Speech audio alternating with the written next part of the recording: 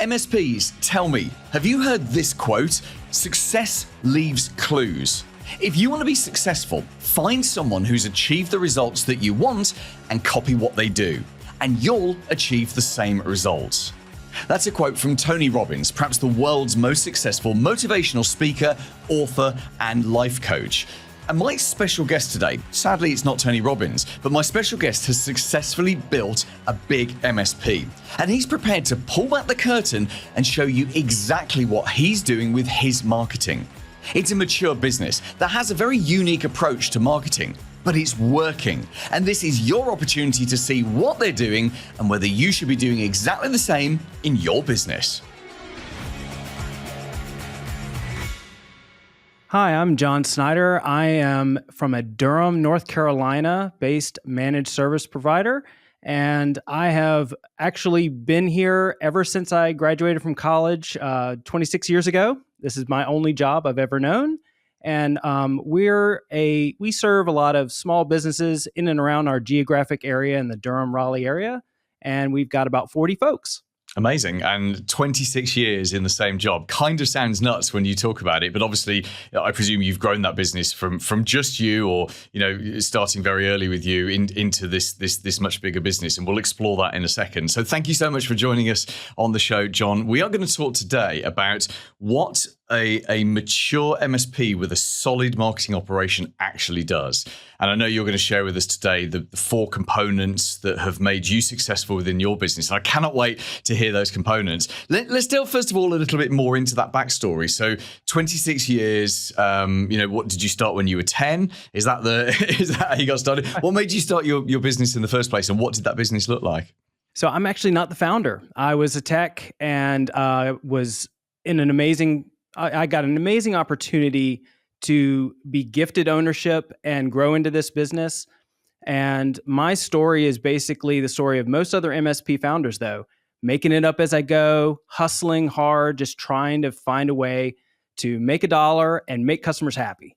Oh, okay. So you have literally had the same job for 26 years, but with some promotions and job titles and stuff now. And how long have you been the CEO of the business? Since 2009, I've pretty much been the de facto leader. I officially took the title at the end of 2020, not because of the pandemic, but because that was the year when I finally became the majority owner and bought out the founder. Got it. So you're unfireable now. I'm concerned for you. I don't want you to have to go and find another job. It's tough out there, It's awful. As someone who had normal jobs up till he was 30, and I've worked for myself or run my own businesses for 20 years, but I couldn't imagine doing anything else, and certainly not going back and getting a job. I think that would be way too tough to actually go and work for someone else and be responsible to someone else. So let's talk about your marketing. So you said you've got around about 40 people. What percentage of your staff, or perhaps just talk us through, without giving away anything confidential or commercially sensitive, of course, what numbers of people have you got in terms of generating leads, warming those leads up, and getting salespeople out in front of those leads? Well, first, you can ask me anything, and everyone can ask me anything. I'm incredibly transparent, and nothing I consider is too sensitive in this community. We always thrive when we're sharing and collaborating together because we're all in this together. My marketing team consists of 4 people, including myself. I see myself, even though I wear the CEO hat, I'm the marketing director, and my team is made up of a brand manager, a product marketing manager, and a graphic designer. And the 4 of us are really the beating heart of our marketing talent and team. And so why those specific people, and what do each of those specific people actually do? So one, we all collaborate really, really well together. And so all of us do different things. An idea can come from any one of us, and the finishing editorial product can come from any one of us. But we feel that those roles are really key. You need someone thinking about your brand, thinking about how people, and this includes future employees as well as future customers, think about your brand, think about you as a company and as a whole, as a greater whole. You need someone else thinking about your products. How do they stand out? How do they differentiate? How do they stack up against your competitors? How do they sound in the heads of your prospects and your existing customers? And then the graphic designer role here is pretty much our like tool expert, a tremendous amount of talent with our graphic designer, but this person does the video editing work, does the web design, you name it. And I'm happy naming names too. Emily is our brand manager. Susanna is our product marketing manager, and Gabby is our graphic designer. Yeah, and it's amazing to hear that you've got an in-house marketing team, because that is quite rare for a lot of MSPs of your size, that they will typically go and hire an agency to do all of this. I think, there are we have, and we still have an agency. Okay. I want to make sure it's also clear, even though we have an in-house team, there's always space, and there should always be space in your budget for vendors. Vendors bring a really great perspective. They bring interesting information that's at an edge of the marketing landscape that an in-house team may not have, and we interplay off each other really well.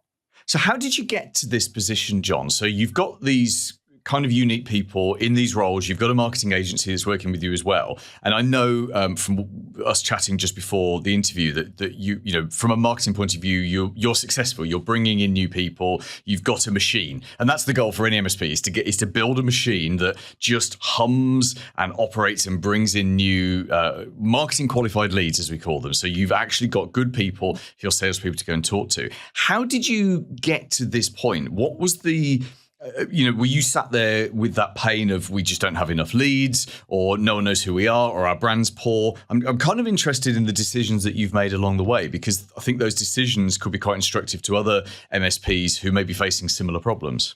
Absolutely. Well, there's literally thousands of decisions that have been made. A few stand out, though. The very first decision that we made was really emphasizing talent. So a lot of times when you think about starting marketing or doing marketing, you're just thinking about, I need to get somebody, and if you're a typical MSP owner or decision maker, we have a tendency to just throw somebody at it and what's the harm? We'll figure it out as we go.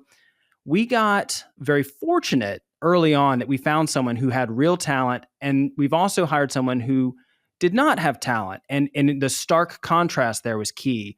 When you're working with someone with talent, it is night and day. And that's true of a vendor. You got to have a connection with that vendor and feel like they're really bringing that creative spark that, oh, wow, I hadn't thought about that. Or, wow, that's a really great way to phrase that or present that in an image. You got to be dazzled. If you're not dazzled, your customers aren't going to be dazzled. So you got to really be insistent that whoever you bring on has something special. And more importantly, because I'm involved in marketing, I want to see that I get inspired working with that person, working with that vendor. I want to feel more energized after the conversation and not depleted. So if you've got that positive energy loop, you've got a really great idea and creativity going on with that person. You guys are just sparks of creativity flying off every time you come in contact. That's what you have to seek. If you don't have it with your vendor, keep looking. If you don't have it with an in-house person, keep looking. It's really important. Yeah, more so in marketing, I think, than almost anything else, because it is Correct. Difficult, and it's very much about forming human connections with other humans. And it worries me. I love AI. I love all the new AI tools that are coming in, but it worries me. And in fact, I just before this interview, I was talking to an MSP who's using AI really extensively for his marketing, and I can see that it's starting to lose the human touch. It's starting to become, it's pretty obvious it's written by AI, and there's a hopefully he'll be able to pull that back. But yes, I agree with you completely. Having that human, someone I can spark off, is so important, whether it's external or internal. I'm curious why you have stayed in the marketing team. So obviously you're the CEO. You've got 40 people there. There's a lot of work to be done. I'm sure it's an efficient machine, but you come from a tech background. You're not from a marketing background. What is it about the marketing that's kept you as part of that team? How else does anyone know anything about what we do, who we are, the kind of topics we want our customers to be inquisitive about and to be more informed about? So I feel like not being in marketing as a CEO is like being wanting to be a rock star, but refusing any of the audiovisual equipment. You just want to go up on stage and use your own, I guess, lung power to get attention. Good luck with that. You're never going to play at a big venue. You're always going to be in these small, intimate gatherings. And if that's your vibe, awesome. Go be that guy. But if you want to amplify, you want people humming to your tune, you have to be in marketing. As a CEO, your thoughts, your leadership, your guidance has to be a through line with marketing. Yeah, that makes perfect sense. John, let's wrap this up. And my final question to you would be, obviously, you've spent 26 years, you know, in that business. You've seen it from what I guess was a very small business up to what it is today. If you were talking to, let's take the average MSP that's either listening to this podcast or watching this on YouTube. And if you were the business owner, there's you perhaps and 2 or 3 staff, you know, you're sort of maybe in your first 5-6 years or so, you're ambitious, but you're also feeling, you know, like marketing is just too big and there's too many things to do. Where would you recommend someone get started, and where would you recommend that they focus their time and their attention? The talent piece we've covered. Second thing I think is really important is you sit down and you come up with what your strategy is. Who are you going after? What are you going to say? Just pick 1 or 2 very short phrases that are going to be your themes. What channels are you going to put your energy into? Are you going to focus on your website, social media channels, et cetera? Sit down and create that strategy. Then, third step, make a budget. Hold yourself to which tools, how much you're going to spend on ads, all that stuff. Get that budget, and then get every other decision maker in your team to look at that budget, talk about it with you, and have buy-in on it. So everyone understands what the strategy is and what we're going to spend. And then you execute. And that's something I want to just hold on to for just one core second, because I think this is a differentiator for us. My marketing team works off of tickets, just like everyone else here. We have Halo PSA. Every single blog, article, graphic design, website update, whatever we're going to do, we ticketize it. Wow. Everyone in the company sees marketing as a peer because marketing is working tickets just like everyone else here. And I think that's a critical thing. We're an MSP. We're technology solution providers. We need everyone here to look similar and act similar and work similar. That brings us all together and makes it so marketing isn't other. You do those things, you have the right talent, you really get that strategy in place with the budget, get that leadership buy-in, and then you execute like everyone should at an MSP with tickets and in your PSA system. You're cooking with gas. Wow. Do you know, I'm sure you're not the only person doing this, but you're the first person I've personally spoken to who's using their PSA as a marketing tool, which is just insane. And actually it makes sense when you talk about it that way, because you're avoiding any disconnect between the people who are delivering the work and the people who are bringing in that work, because ultimately everyone's just part of the same team, right? Exactly. And that when everyone's using similar tools, it really does make everybody feel like they're on the same team. It's one of those subtle, unspoken thing that just keeps everybody in alignment. Yeah, that makes perfect sense. Look, John, you've been so generous taking us inside your business, and yet I feel like we've only captured about 0.5% of what we could do. So please do come back on the show next year. Come and tell us more about what you're doing with your marketing. It would be great to have you back on. And just for those MSPs who are listening or watching this on YouTube who think, oh, this is a smart guy, I'd love to just talk to him for whatever reason, what's the best way to get hold of you? So 2 great ways to get a hold of me. I'm on LinkedIn. I'm John Snyder, NetFriends. You can also email me at johns@netfriends.com. Both ways are great, and I'd be delighted to hear from anybody. Paul Green's MSP Marketing Edge.